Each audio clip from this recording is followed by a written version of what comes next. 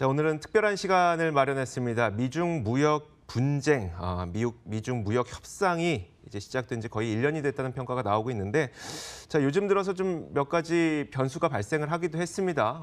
뮬러 특검도 발표가 됐고, 중국과 미국의 경기 지표가 좀 안 좋아지는 모양새도 있고, 얼마 전에는 장단기 금리차가 또 역전됐다는 것도 있고, 자, 이런 것들이 과연 앞으로는 어떻게 영향을 주게 될지, 뭐 영향이 좀 직접적으로 있을 수도 있고요. 아니면 좀 간접적으로 있을 수도 있고요. 한번 살펴보도록 하겠습니다. LG경제연구원 조영무 연구위원 모셨습니다. 어서 오세요. 네, 안녕하세요. 네, 반갑습니다. 자, 일단 얼마 전에 보도 보니까 미중 무역 분쟁 때문에 미국의 손실의 규모가 한 9조 원 정도 된다. 사실 저는 이게 큰 금액인지 적은 금액인지 잘 모르겠으나 어쨌든 미국에는 좀 어느 정도의 손실이 있었다. 우리나라는 지난 1년간 어땠습니까? 우선 9조 원이라고 하는 규모 자체는 네. 미국의 경제 규모라던가 미국의 수출입 규모를 따져본다라고 한다면 미중 무역 갈등으로 인한 부정적인 영향이 아직까지 본격적으로 반영된 수치라고 보기는 조금 어려운 것 같고요. 네. 특히 아직까지도 중국에 대한 관세 부과가 확정된 것도 있지만 그렇지 않은 것도 있고 시행된 것도 있지만 그렇지 않은 것도 있기 네. 때문에 기존의 우려를 사던 미국의 수입 물가 상승이라던가 그로 인해서 생길 수 있는 미국 제조업체들의 수익성 악화 부분에 있어서 중국 경기 둔화가 아니라 중국에 대한 미국의 관세 부과가 미치는 직접적인 영향은 어떻게 보면 지금 시작 단계다. 앞으로 조금 더 지켜봐야 된다라고 말씀드릴 수 있겠고요. 사실은 그것보다는 아무래도 중국의 미국에 대한 수출이 둔화가 되면서 중국에 대해서 중간재나 자본재를 수출하는 우리 기업들, 네. 특히 최근에 수출이 빠르게 둔화되고 있는 반도체라던가 석유화학이라던가 기계류라던가 부품 쪽, 이러한 쪽에서의 실적 둔화는 네. 이미 반영되고 있는 것으로 보이고요. 그런 면에서 보면은 전 세계 어느 나라보다도 중국에 대한 경제 의존도라던가 중간재, 자본재 수출 비중이라던가 이런 것을 따질 때 우리나라가 먼저 그 영향을 받고 있는 것이 아닌가 하고 생각이 됩니다. 그렇다면 앞으로 미중 무역 분쟁이 얼마가 더 이루어질 것이냐에 따라서 이제 시작이라고 말씀하셨으니까 그 영향이 더 커질 수도 있고 좀 생각보다 빠르게 이제 봉합이 된다면 그 영향이 좀 제한적일 수도 있을 거라고 생각이 드는데 그렇다면 어떨까요? 사실 저는 얼마 전에 뭐 이런저런 보도들을 보다 보니까 뮬러 특검이 이제 결과가 트럼프 대통령하고 러시아가 대선 과정에서 공모한 혐의를 찾을 수가 없다라고 하면서 요즘에 트럼프 대통령이 그냥 자신감 뿜뿜하더라고요. 그러면서 미중 무역 분쟁에서의 협상력의 위치도 많이 올라갔다고 평가가 들고 그리고 특검 발표 전까지 좀 조급해 왔던 그 트럼프의 모양새도 좀 사라진 것 같고 이러다 보니까 트럼프는 이제 좀 마음 편하게 협상에 임하게 되면서 좀 장기전으로 끌고 갈 수 있는 시간적 여유를 벌게 됐나 싶거든요. 어떻게 생각하세요? 우선 최근에 네. 뭐 발표된 뉴스이기 때문에 특검과 관련된 사항 그리고 트럼프 입장에서는 그러한 정치적인 부담 요인이 제거되었다라고 네. 하는 부분은 트럼프가 기존에 추진하던 미국 경제 활성화를 위한 다양한 정책이라던가 네. 또는 중국과의 협상에 있어서 트럼프의 입지를 강화하고 기존에 추진하던 정책에 힘이 실리게 하는 요인인 것은 분명히 보이고요. 네. 그런 면에서 보면은 금융시장에 그렇게 뭐 나쁜 요인만도 아니고 좋은 요인만도 아닌 한마디로 네. 미국 경제 활성화 가능성이 높아졌다라고 하는 점은 긍정적이지만 미중 무역 갈등이 더욱더 심화되거나 길게 갈 수 있다라고 하는 점은 도리어 부담 요인이 될 수 있기 때문에 어떻게 보면 양방향의 해석이 모두 다 가능한 변화라고 볼 수가 있겠고요. 네. 보다 더 긴 흐름에서 본다라고 하면 사실 저는 뭐 최근에는 특검이었고요. 네네. 그리고 지난해 11월에는 미국 중간 선거였고, 그렇죠. 그런 미국의 정치와 관련된 이벤트들이 있을 때마다 네. 그것을 앞두고 내지는 그것이 지나고 나면은 뭐 미중 무역 갈등이 해소된다거나 긴장이 완화된다거나 커다란 변화가 생길 것이라고 전망하시는 분들이 계시긴 맞아요. 하셨는데요. 많아요.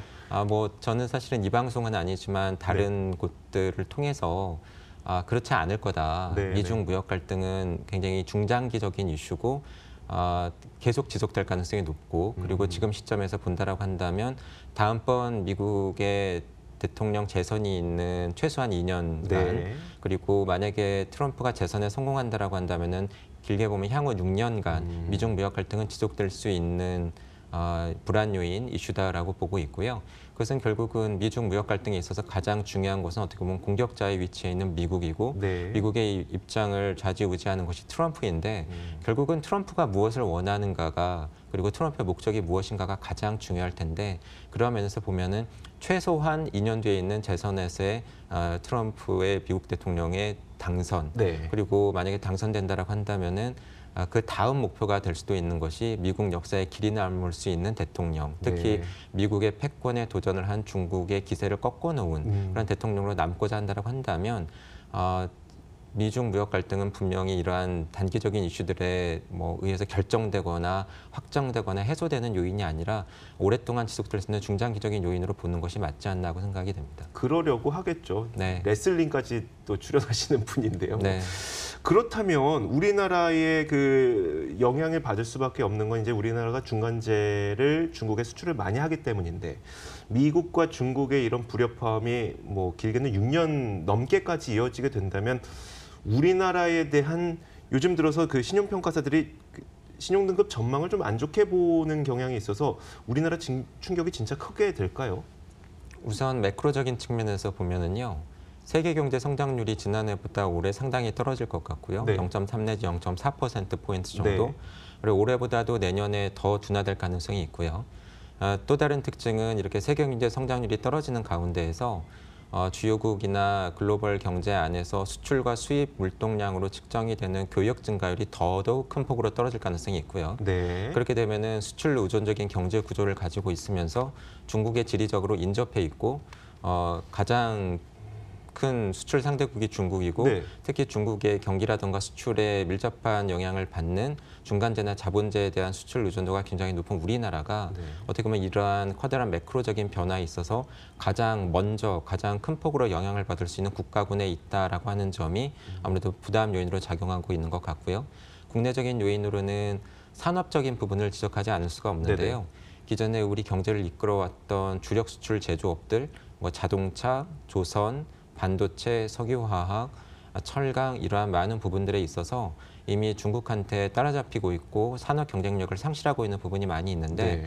그럼에도 불구하고 아직까지 이러한 부분을 타개할 만한 새로운 신성장 산업이라던가 또는 기존 주력 산업의 어려움을 바꿀 수 있는 산업 정책의 청사진이나 활로가 제시되고 네네. 있지 않기 때문에 결국은 국제 신용평가사들을 중심으로 해서 우리나라 주요 기업들, 우리나라 산업에 대한 전망을 어둡게 보고 이익 증가율을 낮게 보고 그것이 신용등급을 하향 조정하는 중요한 배경이 되고 있지 않나고 생각이 됩니다. 실제로 우리나라에서 신용등급이 하향 조정됐을 때 어떤 현상이 발생하게 될까요? 일단 증시에서 자금 빠져나가는 것 외에도요. 채권 시장도 있을 거고.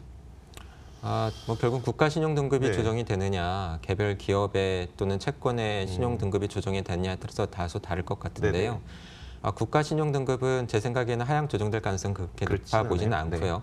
왜냐하면 국가 신용등급은 결국은 국제 투자자들이 그 나라에 돈을 빌려줄 때, 특히 네. 그 나라 국채에 돈을 투자를 했었을 때 그 돈을 제대로 받을 수 있는가 하는 상환 가능성에 가장 중요한 웨이트가 있을 텐데 그러한 면에서 보면은 다른 주요국들보다도 우리나라는 재정 건전성도 아직까지는 괜찮고 경상수지가 흑자를 유지하고 네. 있기 때문에 국가 신용등급 하향 조정 가능성은 높지 않아 보이지만 사실 우리나라 경제 안에 있는 앞서 말씀드린 주력 업종들, 주력 수출 제조업들 같은 경우에는 신용등급의 하향 조정 가능성은 상당히 있는 것으로 보이고요. 네. 특히 앞서 말씀드린 산업 경쟁력이 약화되고 있는 측면도 있지만 최근 들어서는 실제로 수출도 둔화되고 있고 이익 증가율이 낮아지고 있고 또는 외국계 주주에 대한 배당 압력, 배당 네네. 증가 등으로 인해서 현금 흐름도 안 좋아질 가능성이 있기 때문에 그러한 면에서 보면은 신용등급이 하향 조정되는 기업들을 중심으로 해서 단기적으로는 자금 조달 코스트가 높아지겠고요. 네네. 상황이 더 안 좋아진다라고 한다면은 이번에도 아시아나가 그러한 유사한 사례일 수가 그렇죠. 있겠는데 네.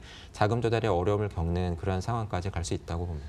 자, 신성장 산업을 찾는 건 시간이 꽤 오래 걸리잖아요. 그러면 기존에 잘하고 있는 산업이라도 좀 업황이 개선된다면 그나마 좀 우리가 기댈 그 구석이 있지 않을까 싶은데 반도체에 대한 말씀을 좀 드리고 싶어서 그런 거예요. 질문을 좀 드리고 싶어서. 사실 저는 굉장히 전문가가 아니다 보니까 1차원적으로 생각을 해봤을 때 일단 미중 협상에서 가장 큰 카드 하나가 또 반도체 아니었습니까? 미국의 반도체를 중국이 사가겠다라는 카드를 또 하나 들고 있는데 만약에 이게 협상이 좀 지연이 된다면 저 혼자만의 상상을 했던 거예요. 협상 지연된다면 마이크론에서 안 사고 아직까지는 그 카드를 쓰면 안 되니까 결국은 그때까지는 삼성전자와 SK하이닉스의 반도체를 먼저 구매하는 하면서 이게 그러면 무역 분쟁이 좀 장기화되는 게 오히려 우리에게는 좀 반도체 산업에 나은 건가라는 생각을 되게 어처구니 없게 해보긴 했었거든요. 어떻게 생각하세요? 반도체 업황만 놓고 본다라고 한다면 그렇게 해석할 여지가 있겠지만 네. 앞서 말씀드린 것처럼 미중 무역 갈등이 심화되거나 중국에 대해서 관세 부과액이 늘어나거나 중국의 경기가 둔화되고 수출이 둔화된다라고 한다면 사실 반도체 말고도 우리나라가 중국에 대해서 수출하는 중간재나 자본재는 많거든요. 그런 면에서 보면은 다른 업종들을 통해서라도 우리 수출이나 우리 경기에 미치는 부정적인 영향이 상당히 클 수밖에 없지 않나 고 생각이 되고요. 말씀하신 것처럼 중국이 미국에 대해서 우리가 너희 반도체를 사주겠다라고 하는 것은 분명히 중요한 협상 카드가 될 것으로 보이는데 그 시기가 늦추어진다라고 해서 그 가능성이 사라지는 것은 아닌 것 같고요. 네. 그것이 협상 카드로 활용될 가능성이 있는 한은 어쨌든 우리 반도체 업황으로 놓고 보면은 긍정적인 요인은 분명히 아니거든요. 네. 부정적인 요인이 될 네. 가능성이 높고 특히 그러한 통상 갈등 이슈뿐만이 아니라 최근 들어서 나타나고 있는 반도체 자체에 대한 수요 감소, 네. 특히 스마트폰이라든가 태블릿 PC를 중심으로 한 관련 IT 기기에서 생기는 파생 수요의 감소뿐만이 아니라 4차 산업혁명에 대한 기대를 중심으로 해서 크게 늘었었던 데이터 센터에 들어가는 반도체에 대한 수요가 지난해 하반기부터 상당히 지금 둔화되고 있고 그것이 4차 산업혁명에 대한 기대 약화이건 아니면 미국 경제 성장세 둔화에 대한 우려 때문이건 구글이나 애플이나 아마존 같은 이런 글로벌 IT 기업들이 관련된 투자를 상당히 주저하고 있다라고 하는 것은 우리 반도체 업황에서 상당히 불확실하고 어려운 요인이 될 것으로 보이고요. 그 부분과 관련을 해서 제가 보기에는 지난해 말부터 뭐 정부 자문회의나 관련된 회의를 가보면 제 느낌에는 국내 전망기관, 국내 금융기관들과 외국계 기관들 사이에 우리나라 반도체 업황에 대한 뷰가 갈리고 있는 것 같은데요. 올해 상반기까지는 어려울 것이라고 하는 데에는 공감대가 있지만 하반기 이후에 우리 금융시장에 있는 금융기관들은 뭐 이제 재고도 어느 정도 떨어지고 그렇게 되면은 이제 업황이 하반기부터 살아날 것이다라고 하는 긍정적인 견해를 밝히고 계신 경우가 많은 것 같고요. 반면에 외국계 IB들을 중심으로 해서는 이러한 업황 악화가 상당히 지속될 수 있다. 하반기 이후에도 지속될 수 있다라고 보고 있는 것 같고 사실 이러한 반도체 업황에 대한 판단의 차이가 더 넓게 보면은 하반기 이후에도 수출의 어려움이 지속될 것인가, 올해 우리 수출이 어느 만큼 둔화될 것인가, 그것을 보다 더 넓혀본다고 한다면 올해 우리 경제가 어느 만큼 수출 둔화로 인해서 성장률이 떨어질 것인가. 그래서 저희는 올해 성장률 2.5로 보고 있지만 정부나 한국은행은 2.6이나 2.7로 성장률을 다르게 보고 있는 중요한 출발점이 되고 있는 것 같습니다. 그 조영우 박사께서는 어떻게 전망하세요? 올해 우리나라의 금융시장이 어떻게 흘러갈 것이라고 전망하세요? 뭐 금융시장이라고 말씀을 하시니까 상당히 어려운데요. 뭐 주식도 있고 환율도 있고 채권도 있고 일단 우선, 주식으로 좀 한정을 짓는 게 더 나을 것 같으세요?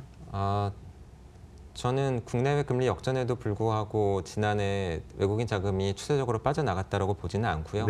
실제로 채권 쪽으로는 기조적으로 들어왔었고 주식 쪽에서는 한 2번 정도 나간 적도 있었지만 그렇지 않았던 것을 볼 때 중요한 동의는 소폭의 국내외 금리 역전보다는 원화 환율의 원달러 환율의 움직임이 될 것으로 보이고요. 지난해까지는 그래도 원화 강세에 대한 기대가 있었는데 최근 들어서는 그러한 흐름이 빠르게 바뀌고 있는 것 같고요. 원화 가치가 앞으로 떨어질 것 같다라고 하는 인식이 확산된다라고 한다면 소폭의 금리 역전폭 때문만이 아니고 환율에서의 이러한 환차손에 대한 기대의 변화 때문에 외국인 자금이 수세적으로 나갈 가능성이 있지 않나 하고 생각을 하고 있고요. 국내적으로 보면은 앞서 말씀드린 것처럼 우리 경제 성장세, 주력 수출 제조업들을 중심으로 한 우리 기업들의 실적, 수익성 이러한 부분들이 중요한 요인이 될 것 같고 하지만 그럼에도 불구하고 저희가 좀 기대를 걸어볼 수 있는 것은 지난해 말부터 미국 경기 둔화에 대한 우려가 빠르게 확산이 되었고 그것을 반영을 해서 미 연준이 최근에 발표한 것처럼 금리 인상을 적어도 올해 중까지는 동결하거나 자제할 것으로 예상된다라고 하는 점, 그리고 ECB가 금리 인상을 자제하고 돈을 조금 더 3차 TLTR을 통해서 풀기로 했다라고 하는 점, 그리고 한국은행이 금리를 쉽게 못 올 것 같다라고 하는 점, 이러한 부분은 수급면에서 긍정적으로 작용할 것 같습니다. 외환 시장은 좀 지켜봐야 되겠습니다만 일단 그 경기냐 아니면 부양책이냐 중에서 부양책 쪽에 조금 더 무게를 싣고 계시는 것 같습니다. 자, 오늘 LG경제연구원 조영무 연구위원과 함께했고요. 탐나는 주식 2PM도 인사드리겠습니다. 시청해주신 여러분 고맙습니다.